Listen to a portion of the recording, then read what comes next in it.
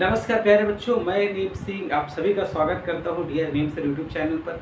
बारह फिजिक्स के अंतर्गत अध्याय नंबर 2 स्थिर विद्युत विभव तथा धारिता में अपन बात कर चुके थे पिछले वीडियो में एक बिंदु आवेश के कारण विद्युत विभव। अपना अगला टॉपिक है एक वैद्युत द्विध्रुव के कारण अक्षीय और निरक्षीय स्थिति पर विद्युत विभव ज्ञात करना है। तो इस वीडियो में हम अक्षीय स्थिति पर विद्युत विभव ज्ञात करने को समझने का प्रयास करेंगे।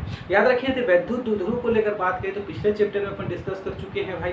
समझने का प्रयास कीजिए क्या होता है। एक निकाय होता है दो विजातीय आवेशों का जो बहुत अल्प दूरी पर स्थित होते हैं और इसके कारण निम्नलिखित दो स्थिति पर विद्युत विभव ज्ञात किया जाता है। पहला है जब उसके एक्सिस पर होती है, चूंकि बहुत पास होते हैं बीचों बीच नहीं रख सकते तो उसके बढ़ाए गए अक्ष पर रखते हैं। तो जब बढ़ाए गए अक्ष पर रखते हैं किसी पॉइंट को तो उसको हम अक्षीय स्थिति कहते हैं। और जब उसके लंबवत रेखा पर रखते हैं अर्थात निरक्षीय रेखा पर तो उसको हम क्या बोलते हैं, अर्थात निरक्षीय बोलो या लंबार्धक बोलो, तो उस स्थिति में उसकी जो स्थिति को हम निरक्षीय स्थिति के नाम से जानते हैं। ठीक है, तो सबसे पहला अक्षीय स्थिति को आप डिफाइन करेंगे। होता क्या है भाई अक्षीय स्थिति, आप जानते हैं कि जब कोई बिंदु जिस पर विद्युत विभव ज्ञात करना है, यहाँ विद्युत विभव वर्ड यूज करेंगे ना, जब कोई बिंदु जिस पर विद्युत विभव ज्ञात करना है वैद्युत द्विध्रुव के बढ़ाए गए अक्ष पर स्थित होता है तो इस स्थिति को हम अक्षीय स्थिति के नाम से जानते हैं। पहला आप ये पॉइंट जरूर इंट्रोड्यूस करेंगे। ठीक है, अब चलिए अक्षीय स्थिति का विद्युत विभव ज्ञात करते हैं। तो सबसे पहला अपने को एक वैद्युत द्विध्रुव कंसीडर करना पड़ेगा। तो मान लेता हूं मैं ए भी एक वैद्युत द्विध्रुव है जो कि प्लस की और माइनस की आवेश से मिलकर बना है और दोनों के बीच की दूरी क्या है, 2a है। तो इसका सेंटर मान लिया O, दैट मींस यहां से यहां तक की दूरी a है और यहां से यहां तक की दूरी a है। ठीक है, तो जो काम पहले किया है उसको हम वैद्युत द्विध्रुव को कंसीडर किया है तो उसको पहले लिख लेते हैं भाई।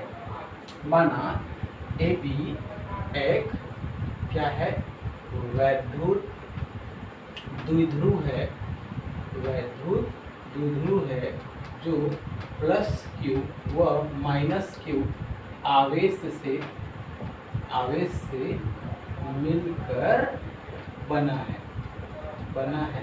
ठीक है, तथा जिसकी बीच की दूरी क्या है, तथा इनकी बीच की दूरी बता दो भाई, इसकी बीच की दूरी क्या है, 2a। ये हमने क्या किया, कंसिडर किया थी।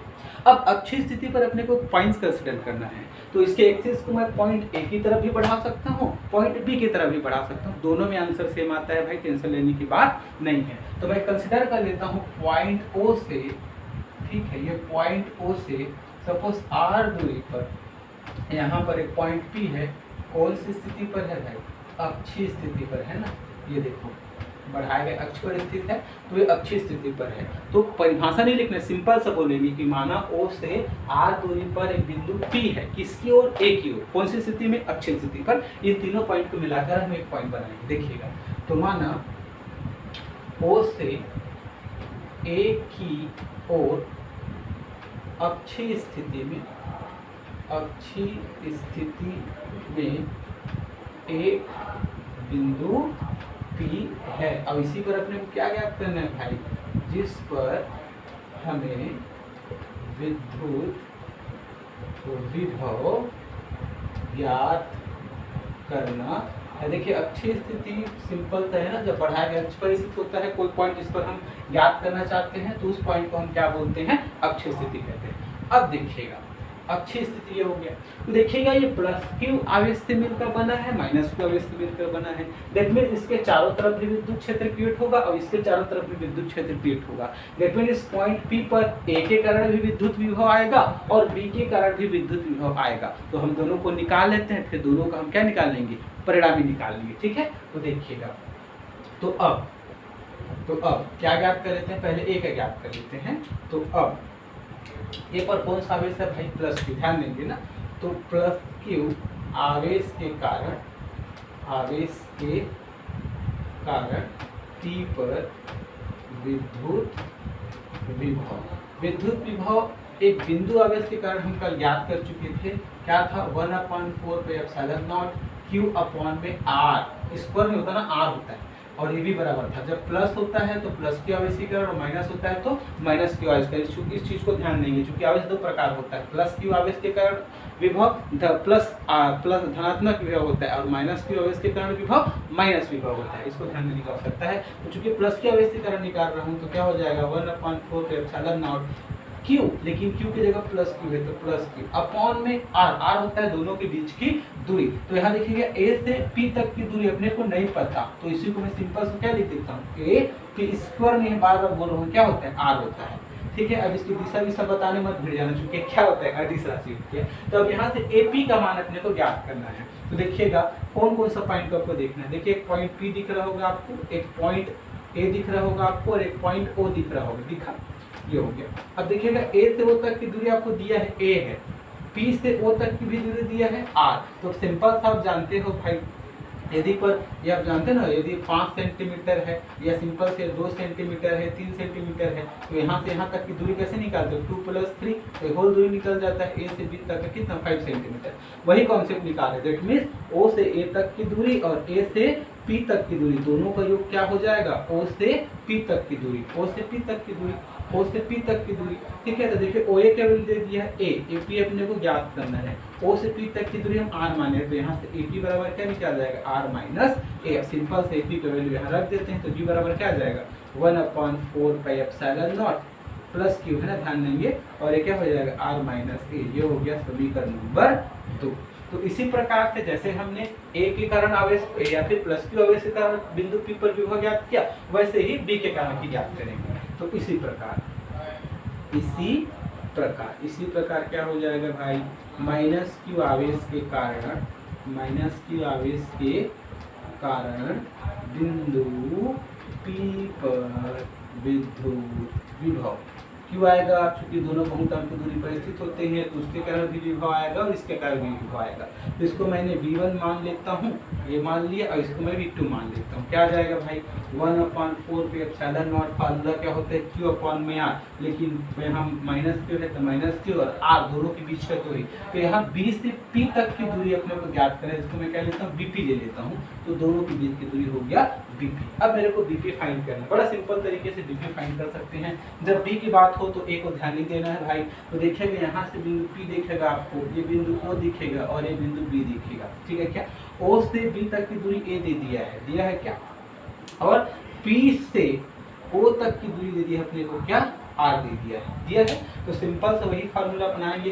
क्या होता है, O से B तक की दूरी और O से P तक की दूरी, दोनों को जोड़ूंगा तो B से P तक की दूरी निकल जाएगा। OB की वैल्यू दे दिया है A और OP की वैल्यू दे दिया है R, which is equal to BP। तो अब यहाँ पर वैल्यू रख देते हैं।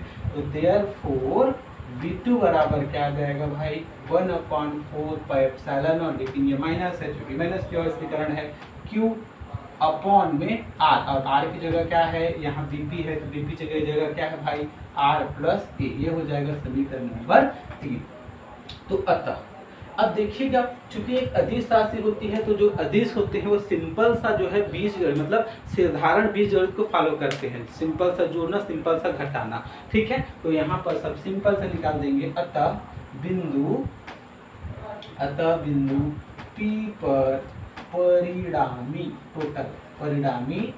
विद्युत विभव क्या होता है भाई, तो मैं V मान लेता हूँ। ये क्या हो जाएगा, V1 + V2 दोनों का जोड़। अब देखिए V1 की वैल्यू मैं समीकरण 2 से लिख सकता हूँ, और V2 की वैल्यू समीकरण 3 से लिख सकता हूँ। तो पुट कर देते हैं, तो लिख देता हूँ भाई, समीकरण 2 व 3 से मान रखने पर, चलो मान रखने पर, तो V बराबर क्या आ जाएगा, V1 की वैल्यू देखो यहाँ है, तो क्या है, 1/4πε0 Q अपॉन में R, और क्या है भाई, R - A है। ठीक है, प्लस V2 की वैल्यू 1/4πε0, लेकिन क्या है, माइनस का Q अपॉन में R + A। तो जो कॉमन है उसको कॉमन निकाल देते हैं। देखिए दोनों में से आप ध्यान से देखेंगे तो 1/4πε0 Q कॉमन है, तो देखिएगा 1/4πε0 Q बाहर निकाल देते, क्या बचा, 1 - R, 1/R- और ये माइनस हो जाएगा 1/R + A। अब ये तो परिमेय संख्या वाला आ गया ना, तो सिंपल से नीचे के गुणा करके क्या कर देते हैं, सॉल्व कर देते हैं। तो नीचे के गुणा करोगे तो R - A और R + A, तीसरा गुणा करो तो R + A माइनस, और ये क्या हो जाएगा, R- का ये हो जाएगा। ठीक है, क्या तो ये हो जाएगा Q अपॉन में 4πε0। अब देखिएगा ओपन करते हैं तो क्या हो जाएगा, -R + का A अपॉन में ये फार्मूला हो जाएगा ना, a माइनस बी का होल स्क्वायर बराबर क्या होता है, ये a square minus B square का फार्मूला क्या होता है, a प्लस बी और इंटू में a माइनस का b। सेम फार्मूला दिख रहा है तो इसकी जगह ऐसे भी लिख सकता हूँ, तो क्या हो जाएगा R square minus a square हो जाएगा। तो ध्यान दीजिएगा, तो प्लस आर और a माइनस आर क्या हो जाएंगे, कट जाएंगे, तो बचा क्या a और a 2a हो जाएगा, तो 1/4 पे एप्सिलॉन नॉट, ये देखिएगा 2a और ये क्या आ जाएगा, q आ जाएगा अपॉन पे R square minus a square. ये आ गया टोटल विभव, जिसको हमने किससे शो किया था, v से शो किया था। और आपको याद होगा, ठीक है क्या, दोनों में से कोई एक आवेश है, दोनों के बीच की दूरी को वैद्युत द्विध्रुव का वैद्युत द्विध्रुव आघूर्ण कहते हैं। जबकि उसके जगह मैं 1/4 के एप्सिलॉन क्या लिख सकता हूँ, p अपॉन में R square minus a square. बता दीजिए वैद्युत द्विध्रुव आघूर्ण क्या होता है भाई, दोनों में से कोई एक आवेश गुणित दोनों के बीच की दूरी। ये हो गया, थोड़ा सा कंडीशन और बचा है, उसके बाद ये क्या हो जाएगा, अंतिम आ जाएगा उसका व्यंजक। ठीक है, तब आगे के लिए मैं इधर का थोड़ा सा रफ कर लेता हूँ। तो देखिए अब हम वहां पर से कंडीशन लगाने वाले हैं कि यदि वैद्युत द्विध्रुव क्या हो, छोटा हो, तो यदि वैद्युत द्विध्रुव छोटा हो तो कैसा कंडीशन रहेगा, आप पीछे भी बात कर चुके हैं। तो देखिए हम कंडीशन लगा रहे हैं, यदि वैद्युत द्विध्रुव छोटा हो तो, जब वैद्युत द्विध्रुव छोटा हो गया प्यारे बच्चों, तो ए बी क्या हो जाएगा, बहुत पास पास आ जाएगा। जब ए बी बहुत पास पास आ जाएगा तो ए तो एकदम लगभग 0 के बराबर हो जाएगा, लेकिन आर तो वही रहेगा। दैट मीन्स इस कंडीशन में जब ए बी बहुत पास आ जाएगा तो आर बहुत बड़ा हो जाएगा और ए की तुलना में, दैट मीन्स आर बिग बड़ा हो जाएगा ए की तुलना में। दैट मीन्स इस कंडीशन में मैं ए को लगभग 0 के बराबर मान सकता हूँ। यहाँ पर से देखिएगा v बराबर आ जाएगा 1/4 पे एप्सिलॉन नॉट p अपॉन पर आर स्क्वायर माइनस 0।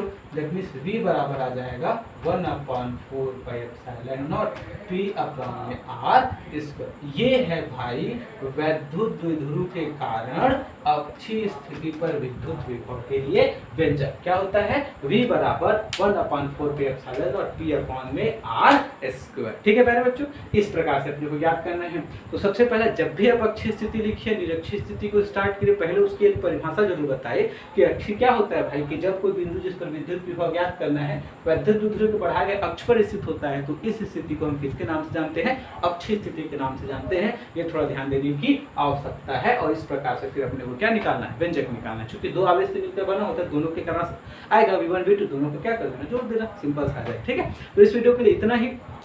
हंसते रहिए, मुस्कुराते रहिए, नोट्स बनाते रहिए और देखते रहिए डियर नीम सर यूट्यूब चैनल। बहुत बहुत धन्यवाद।